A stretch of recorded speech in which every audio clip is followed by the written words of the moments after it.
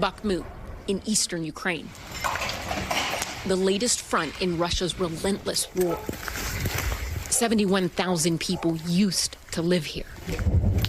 Now, this is a no man's land. And it's where one American is carrying out his own operation to help Ukrainians. That's the building we were just in.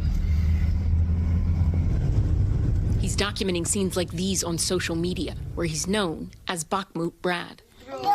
Yeah? Whoa, let me see. A lone wolf of sorts.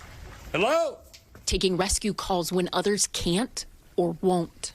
The two primary jobs are delivering aid and then evacuating people out. He'll tell you he's just Brad from the States, a guy who's had a lot of jobs, some with emergency medical training. But most recently, he was a UPS truck driver in Maine. Now he's driving routes few would dare to take. Under bombardment at times. And alone. I'm sort of the last mile guy in a lot of different places. Roughly speaking, do you have a sense of how many evacuations you've done since you've been here? Dozens and dozens and dozens. Surely more than 100. I'm bad at counting. Hey, buddy. All of these videos are Brad's.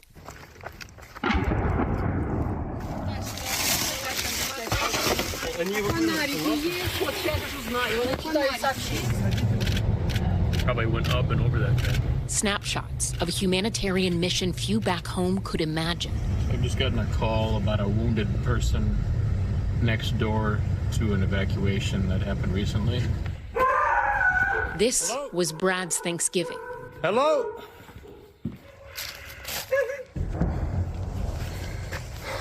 At nightfall, a call came from eastern Bakhmut. He was about to begin one of his most daring rescues. Hello. 69-year-old Tatiana Lerikova was desperately trying to save her husband Valentin, who was injured in an explosion.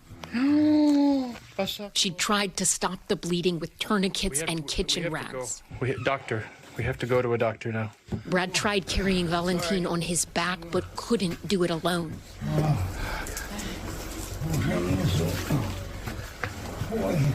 So he pulled him down every step to the temporary safety of his Toyota Land Cruiser. Finally, after a harrowing drive,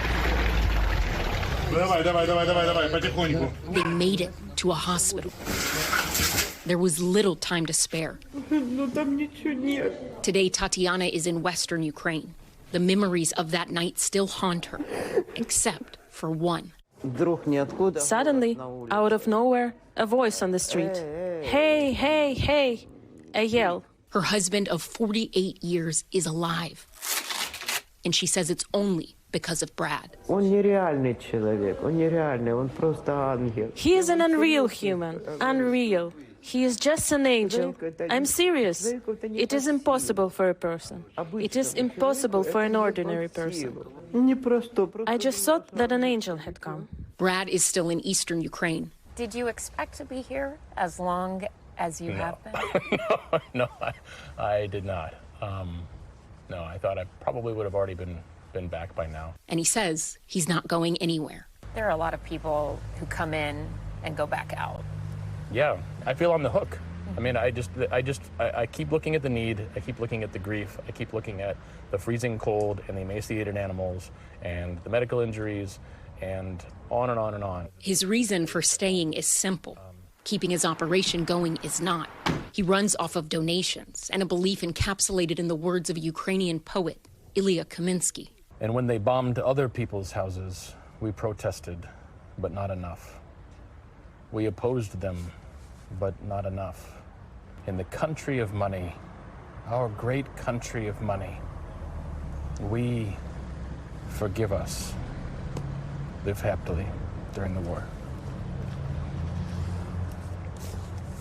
Those words, he says, are a call to action. Each delivery, each rescue, his protest against Russia's war. Ellison Barber joins us tonight from Kyiv. Ellison, this story and that footage, it's pretty incredible. How do people reach Brad? I mean, I know there's not like a 911 system, and he's an American. How are they able to contact him to ask him for help? Yeah, I mean, it's a little complex. He works with different U.S.-based humanitarian groups. We actually first got in touch with him by speaking with a U.S.-based humanitarian group called Assist Ukraine.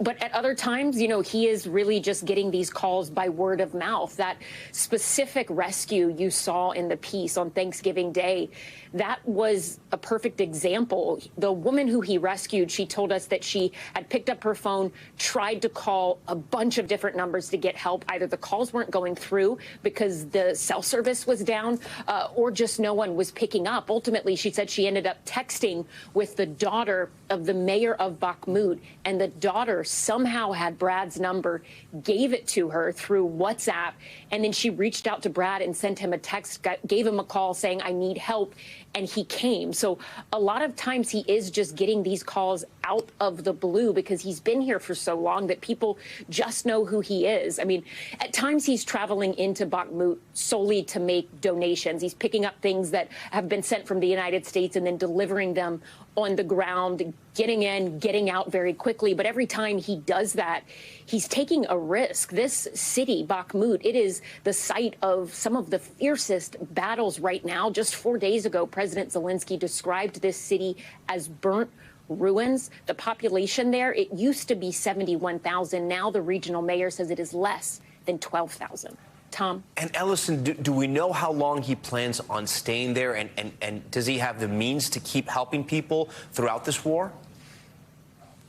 I mean, look, he's always trying to raise money, raise donations. When we sat down with him, he needed money to replace the tires on the front of his car.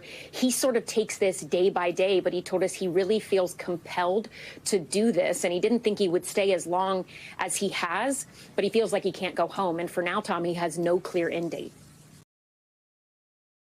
Thanks for watching our YouTube channel. Follow today's top stories and breaking news by downloading the NBC News app.